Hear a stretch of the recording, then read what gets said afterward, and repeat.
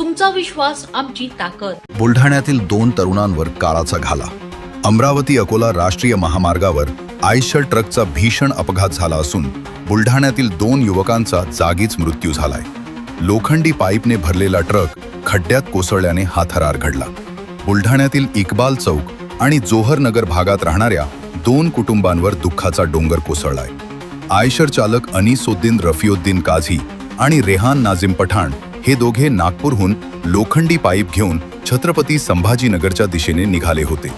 मात्र मध्यरात्री 12 ते 1च्या सुमारास मूर्तिजापूर तालुक्यातील कुरम गावाजवळ त्यांच्या वाहनाला भीषण अपघात झालाय. धावत्या आयशरचे नियंत्रण सुटले आणि वाहन रस्त्याच्या कडेला असलेल्या एका खोल खड्ड्यात जाऊन आदळले.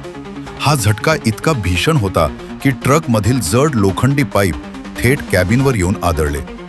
यात अनिसुद्दीन काझी आणि रेहान पठाण दोघेही कॅबिनमध्ये दबले गेले आणि त्यांचा जागीच दुर्दैवी मृत्यू झाला. या भयावह अपघाताची माहिती मिळताच बुलढाणा शहरात मोठी शोककळा पसरली आहे. ब्युरो रिपोर्ट, लोकप्रिय मराठी न्यूज,